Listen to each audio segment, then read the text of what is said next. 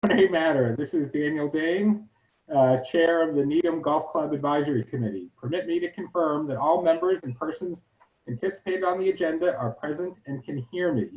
So I will say a name, and if you can hear me, you can confirm in the affirmative that you can hear.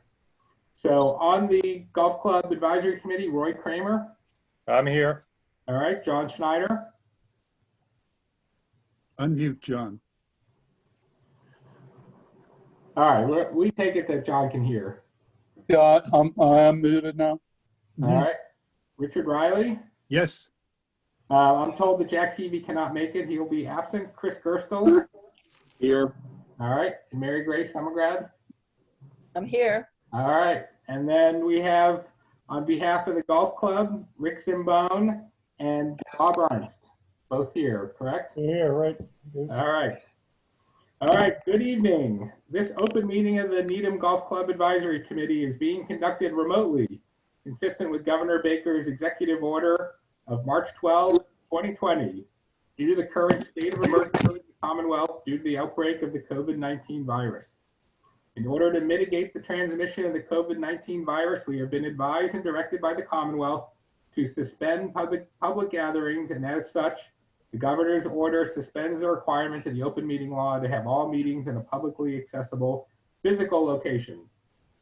Further, all members of public bodies are allowed and encouraged to participate remotely.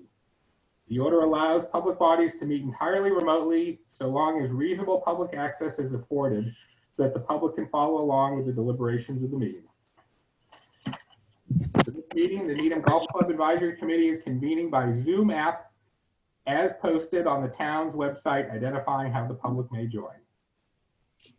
Please note that this meeting may be or is recorded and that some attendees are participating by video conference. Accordingly, please be aware that other folks may be able to see you and that you should take care not to screen share your computer. Anything that you broadcast is captured by the recording. All right, with that, first item of business, I didn't recirculate our minutes from our last meeting on November 18, 2019, but I had previously circulated. Does anyone have any questions about the previously circulated minutes, and do we have affirmation of those? I move their approval. Everyone agree? Second. I Good second. on the minutes? I'm going to say we're good on the minutes. All right, with that, why don't we turn it over to Rick for an overview of what's going on with the club. Can you hear me? Can you hear me? You need to take a roll call vote on the whenever you take a motion. Yes, you need to make a roll call vote. Okay, all right. Sorry. We are not actually a deliberative body, and the rules allow votes by confirmation, but if we would like to do a roll call, we could do that as well. There was a motion. Is there a second? Second it. All right, all in favor? Aye. Aye. Aye. All right. Aye. Are adopted. All right, why don't we hear from Rick and Bob? All right, thank you, folks.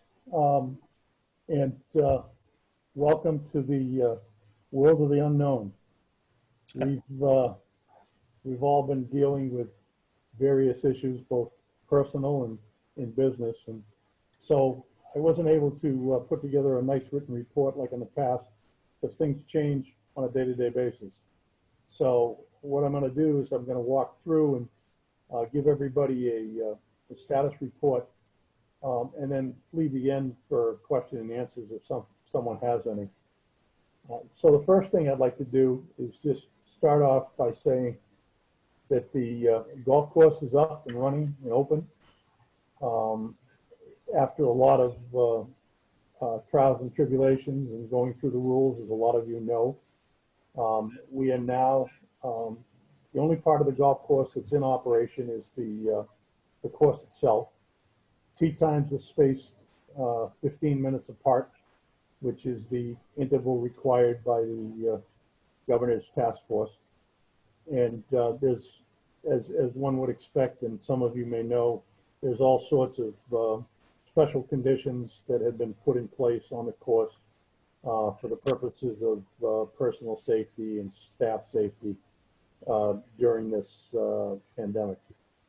There are no rakes in the traps. There's no water on the course.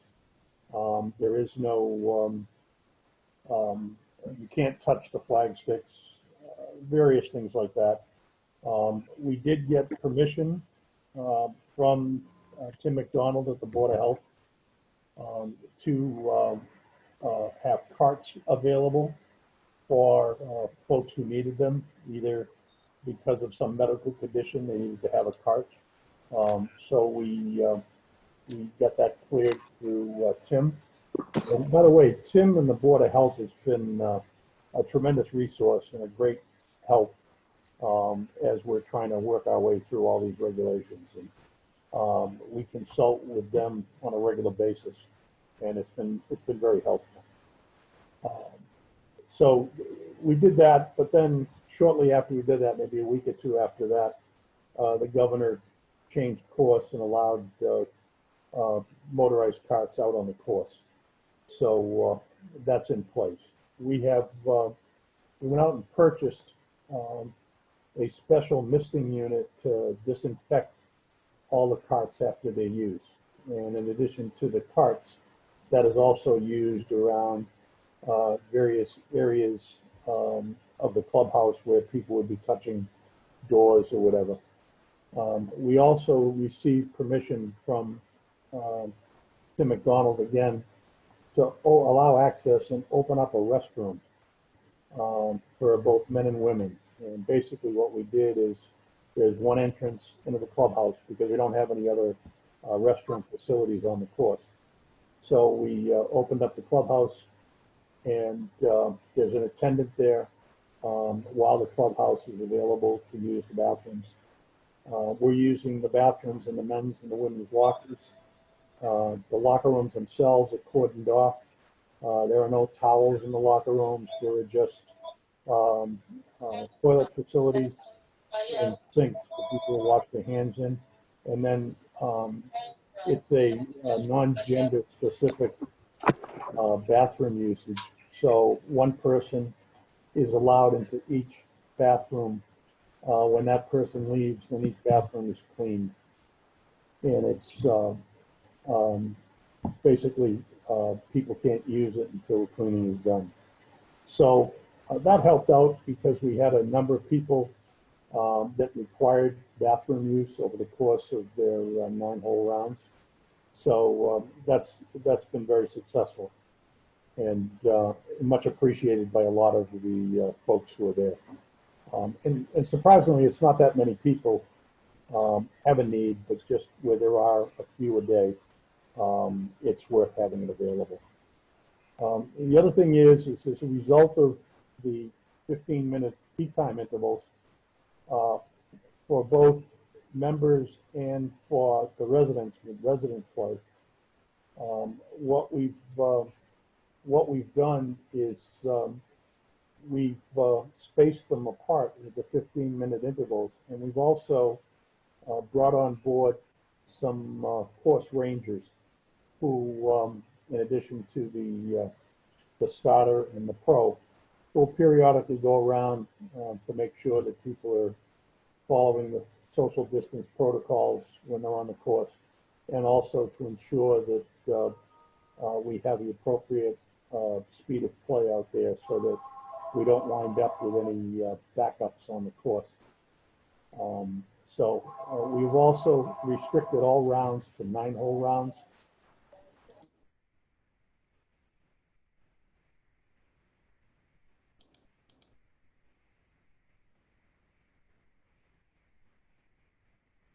Rick has been, okay, I'm sorry? you were muted for a while, so we didn't hear you for a while. Oh, I'm sorry. Where did you lose me?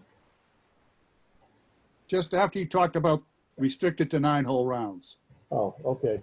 We're restricted to 9-hole rounds, just again because of the demand for folks to play, and also the tea time intervals. You're only allowed with 15-minute intervals, 4 groups off every hour. So at any one time, there's probably only 8 or 9 groups on the course. So with the new regulations that just came out, and hopefully they'll be instituted on Monday, that 15 minutes will be reduced to 12. And we'll be able to get an extra foursome, 1.2 foursomes on every hour onto the course. And that will be of a lot of help. The other thing too is with the new regulations, the governor has, we're going to be allowed to open up the pro shop, which will work out well. There's a limitation on the pro shop. You can have 8 people for every 1,000 square feet. And our pro shop is exactly 1,000 square feet. So we're allowed to have 8 people, and that includes staff as well as customers. But we're not going to be up to 8 people because there's really not enough room for 8 people to be wandering around there. And they still, when they're in there, they have to wear the masks and they have to maintain their social distancing. The other thing we're working on now is, again, under this new order, the governor's going to allow us to open up some of the practice facilities. So we'll be opening up the practice putting green, the practice chipping area, and the practice driving area. Again, allowing for social distancing. So what will happen is we'll break the practice putting green into 6 quadrants so that an individual can practice in each of the quadrants, and they'll be able to maintain their distance. We also have the practice chipping area, which will be limited to 2 people using their own golf balls, clearly marked so that they know that those are their balls. And then the driving area, that'll be limited probably to about 3 or 4 people spaced apart. And they'll receive a bag of balls, which they'll use in the practice area, and they'll leave the balls behind. We'll have those balls picked up, and then what we'll do is they'll be cleaned with bleach. So the practice areas will be open. And then lastly, we're going to try and start up, hopefully next week, with takeout food service for the membership. We have not done that previously. We are plan on trying it this week. We have to bring back a lot of the employees, and I'll get into that in a few minutes on the financial update, but we went through a significant layoff of employees. So we've had to bring them back, and what we're finding as we're bringing them back is the unemployment benefits are really attractive to a lot of people. And we're finding a reluctance for people to want to come back to work. So we're dealing with that, and the head chef is back and a couple other people with him. So it'll be a slow ramp up, but that'll be opening up once the governor gives us the okay, and hopefully that'll take place on Saturday. He'll say okay, and we'll go from there. So that's kind of the status of the course operations. And so unless there's a question there, I'm going to roll right into the membership update for you folks. Okay, no questions. From a membership perspective, wait a minute, Chris. Sorry, Rick, just a quick question in regards to the opening of the dining, and I know you guys have been doing a great job, and there are some regulations that are still out there that we're waiting to hear on. I would assume that the outdoor dining on the deck is probably going to be the more preferred area, just because it's an outdoor kind of dining area.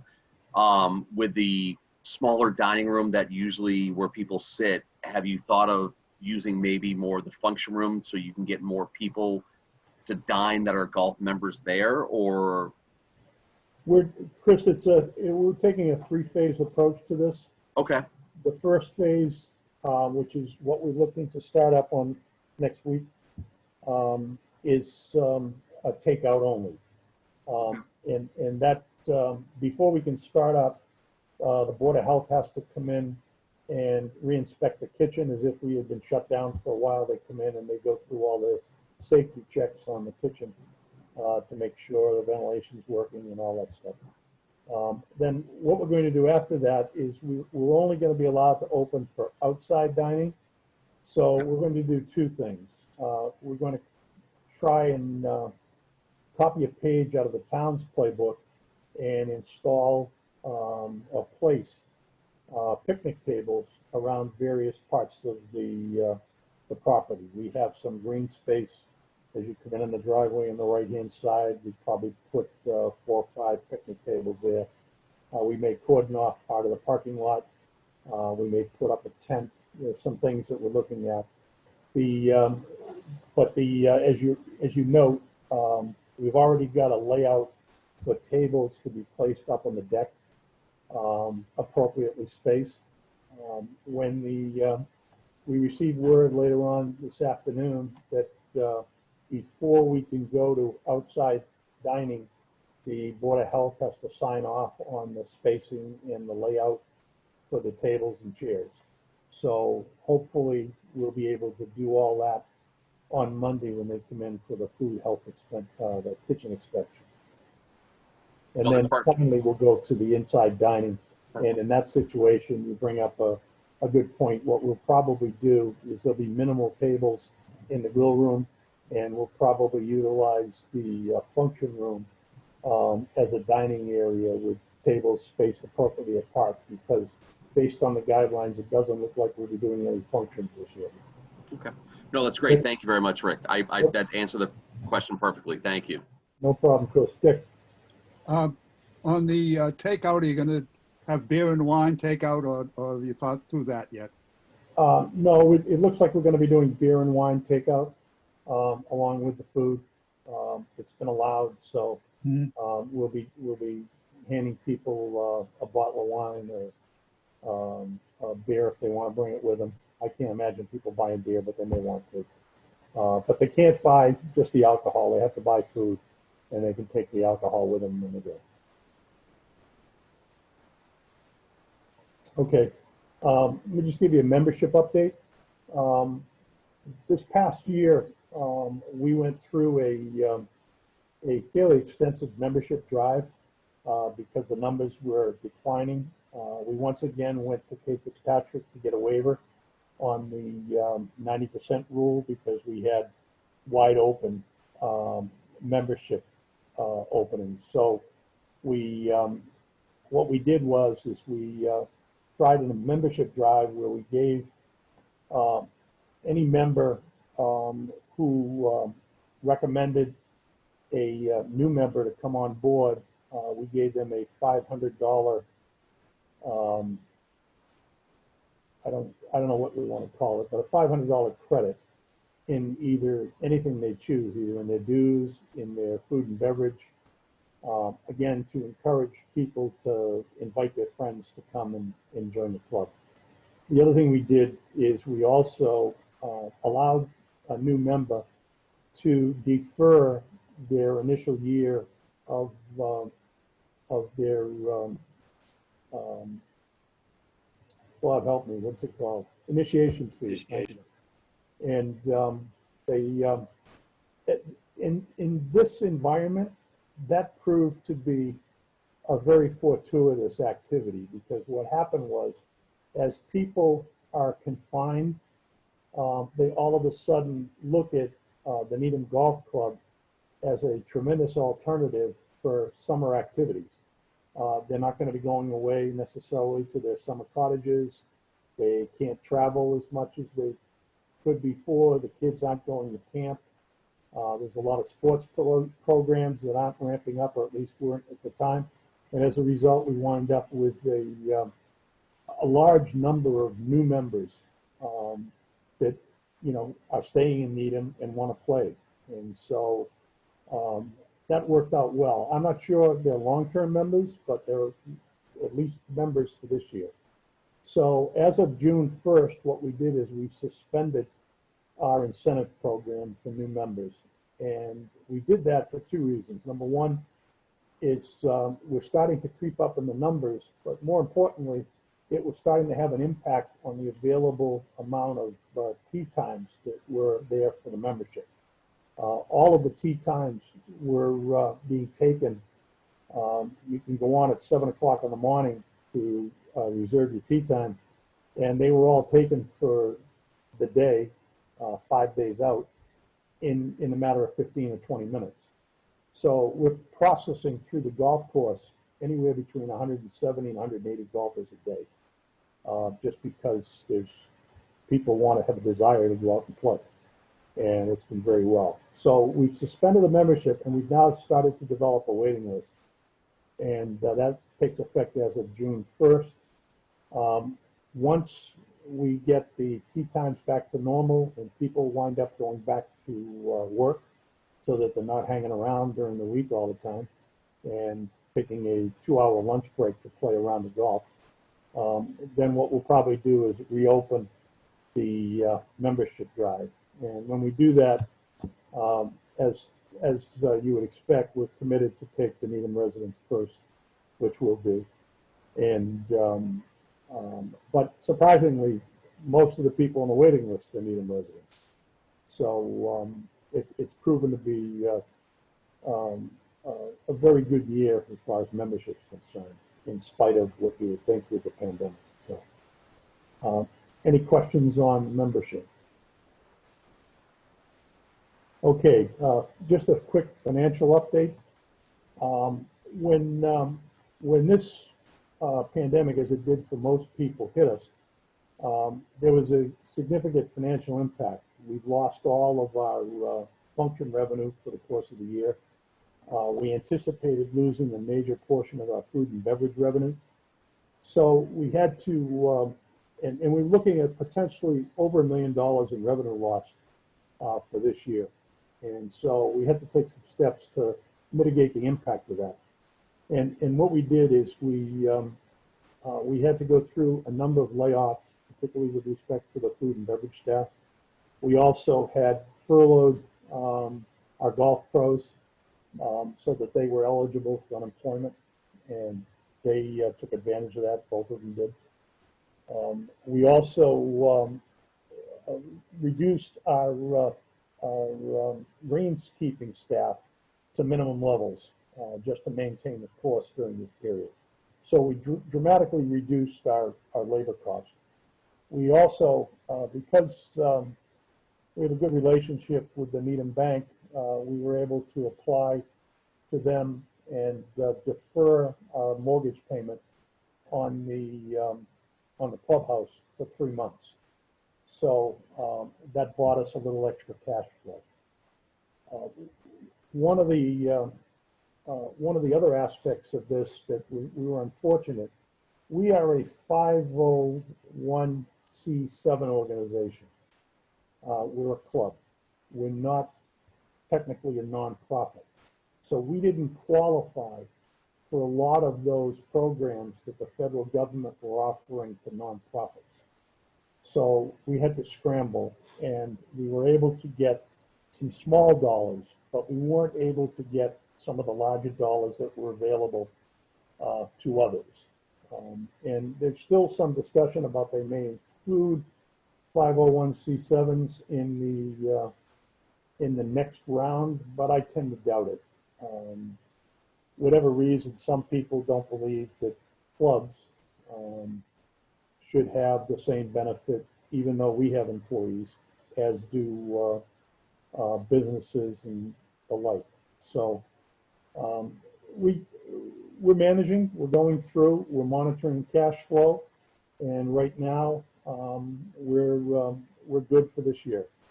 The long-term impact, we don't know. We don't know what that means to the membership, but for right now, we're in good shape for this year, given all of the steps that we took.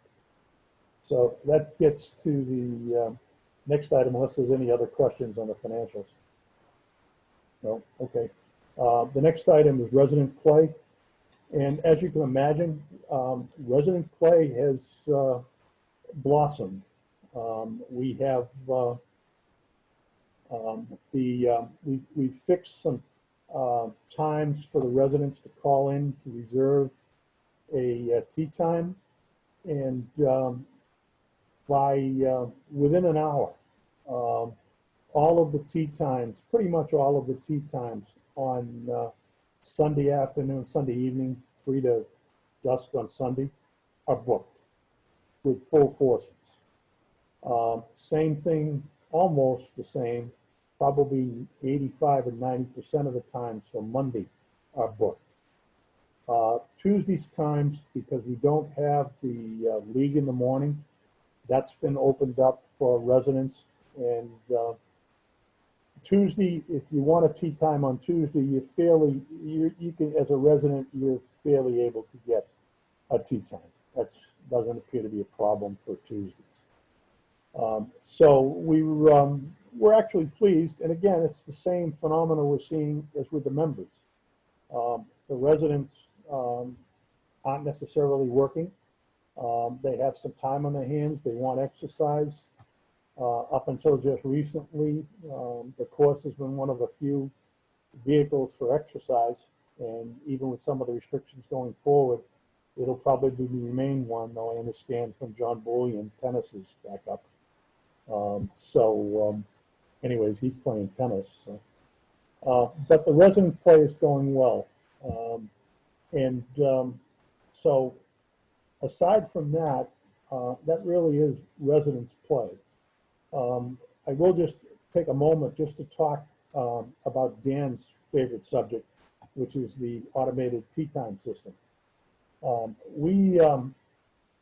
that wasn't Dan Dane. There's a lot of Dan Danes here, but this is for the Dan Matthews Dan Dane that's down the bottom of the screen. But what we did is we went back to the company we use to do all of our accounting, bookkeeping, point of sales, tea time management, and we asked them to set up a resident tea time system for us. We have now been working with them for the better part of the last 5 to 6 months. And it's been a spit and a start and a problem. And every time we go to start it up, there's another problem we have with it. And I think the situation is, and we found this as just even on the member tea times, to make a small change to go from an 8-minute interval to a 15-minute interval, we basically had to go and reprogram the entire tea time system. And it was designed for 8 minutes. It hadn't been touched in 10 years. And it's just, the folks there just couldn't manage it. So after the last week, when they were in the system, they shut it down without telling anybody. So the whole system was shut down last week. And they were in there doing changes to the resident tea time system that shut the entire system down. So we made the call to their corporate headquarters, told them to shut down all work on the project. We have absolutely no faith that they're going to get it done. So last week, we issued a purchase order to a company called EasyLink. And they are designing a separate resident tea time system for us. So that's an expense that we weren't counting on, but we felt it was worth it, primarily because we don't want to continue to deal with the folks from the North Star system, which we have now. And we're also going to be out in the market for a new tea time system separated from our accounting and point of sale system. That we're going to keep. But we're going to be looking for a new tea time system that can handle our changes with tea times for the members. So that's it. The folks from the new company expect to have, believe it or not, they expect to have a test module for us by Friday. And with that, people will be able to register. They'll be able to screen them to ensure that they're members of the town. They'll also be able to accept credit card information so that people will go on file and have their credit card information on file. And it should just make the whole process a lot easier. And I'm hoping that they can fulfill the promises that they've made, and I have no doubt that they will. So that's it for presentation. Dan, if there's something else, or if any member wants to talk or ask a question. Okay, Matthews, you have a question? Yeah, just one follow. I'm glad to hear. It certainly seems like because of the way basically the lease agreement works, that the resident tea time can be done as a separate program. So the idea that you're going with that as a standalone, that sounds like a good thing. I wanted to ask a question that I'd spoken a little bit with Chris about, but we hadn't buttoned up, which was, I know that the senior league can't operate under the Park and Rec's rules for programming, but my question was, almost all of the senior league people are Needham residents and have either through the club or through Park and Rec, have we reached out to the senior members who are Needham residents, because they can come on and sign up and play as individuals. It's only that they can't be there as a competitive league under the current guidelines. Yeah, that's right. Dan, we haven't reached out to them individually, but I did, we have, everything's on the website. We posted it on the Facebook page to announce that residents can play, both on our public Facebook page as well as the Needham Facebook page. We ran a special on there, and we actually asked Kate Fitzpatrick if we could utilize the folks in the park, and I didn't know where they stood, but if we could utilize some of the staff in the Park and Rec area to help us with that process. And I guess they're not, the folks aren't there regularly or whatever. She said, no, not at this point in time. Bob?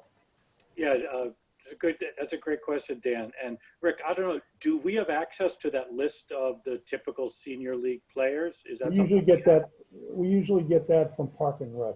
Okay, well, I think that'd be People great. register through Park and Rec, and then they provide us the list, and they hire somebody to do that. So we can look into that, Dan, see if we can reach out. Chris? I would assume, and we have our Park and Rec meeting actually Tuesday after the outside town meeting. I will ask our resident, Kristen Wright, to see if there are any active members or active names on there, that if we can provide a list to you, we will definitely support you with that to at least start the process. Yeah, that's fine. Rick, any complaints from members of the community? The only complaints we've had is access to be able to get a tea time. I've received, probably 4 calls from select board members representing their constituents, wanting to know why they constituent can't get a tea time at 10:35 because the line's busy. And I've politely suggested to the select board member who asked me that question that if the person keeps trying, they'll eventually get through. It's just that the phones are jammed because of the popularity of it. But aside from that, no, everybody's been great. We did run into a problem early on when the course was shut down, and we had a lot of people, kids, whatever, deciding that they wanted to go play golf on their own. And so we spoke with, I spoke with Lieutenant, I forget the lieutenant's name, and John Schlittler, the chief of police, and they provided a patrol through the area because we had posted no trespassing signs, and we had our own folks there, the groundskeeper people, but we were responsible for keeping people off the course. So we asked them if they would swing by as they're making their rounds, and they were kind enough to do that. And, you know, very nicely say to the folks, you know, it's closed per order of the Board of Health in the town. You can't be out here. So worked out fine. So let me run through a few provisions in the lease. I think I know what the answers are, but it's part of our responsibility to double check. Was the course made available to inhabitants of the town for winter recreation during the winter season? Yes, the kids are up sledding, and I think we ought to make it a business to have a cross-country ski trail out there because a lot of people go out and cross-country ski. Yeah, that's great. I assume there's no, the course supposed to be made available to the high school golf team. I assume there was no high school golf team so far this year. No, not this year, not yet anyways. Okay. It's available though. And I have to ask, although I always know the answer, it is the case that no person was denied membership because of his or her sex, race, color, creed, sexual orientation, or national No, origin. no, we take everybody regardless. Okay. And in terms of the timing of the resident play, did it start at approximately the same time as membership play? It started about a week after because we needed to develop a system to accept payments because we couldn't be in the clubhouse as we ordinarily are to accept payments. So we had to develop a remote system to do that, which is in place now. Okay. Do other members of the committee have questions, or anyone else from the public, which I guess is Dan, have other questions? No All question. right, why don't we pick a time to meet again? We've normally met in November, and our last meeting was November 18. Maybe we can check everyone's calendar to see if there's something close in time to that again. I think we've been meeting, has it been Mondays we've usually been meeting, I think? Maybe like November 16? Yep. Fine by us. I'm not traveling. Anyone have an issue with November 16, 7:30? And the only issue I have is that I sit on the Park and Rec Commission, and our meetings are on Mondays. So if it falls on that certain one, I would not be able to attend. But don't let me make the agenda or make the meeting times. It's just, I feel bad if I can't make it and commit. We could look at another day, although I think there tends to be conflicts no matter which day we Right. pick. Unless do people have a preference for another day of the week? All right, why don't we go with Monday, November 16 at 7:30. Any other business anyone would like to raise? Let me just ask a question. Dan, the special town meeting in the fall, is that going to be in October or? Well, I was sort of thinking of asking if you might try the Wednesday of that week, the 18th. Then Chris could be there. If we did have a special, it might be on Monday, the 16th. But I leave it to you. How does Wednesday, November 18 at 7:30 sound for everybody? Fine with me. Okay, All right, let's do Wednesday, the 18th then. Chris, we don't have any CPC meetings back then, do we? I would double check with Karis because she kind of sets the schedule, but I think we start late November into December. So I think we should be fine with that date. Okay. it's conceivable we could have a finance committee meeting then, unless we've already handled everything at the town meeting, so. Those meetings are on Wednesdays. All right, well, I would suggest we go with Wednesday, November 18, and if it's looking like it's going to end up being a conflict for a bunch of people, we can try fine. to schedule. Good. Okay. All right, if there's no further business, do we have a motion to adjourn? Motion to adjourn. Second, Second. all in favor? Aye. Aye. Aye. All right, thank you very much, everyone. Hey, Thanks, thank everyone. you, folks. We appreciate it. Stay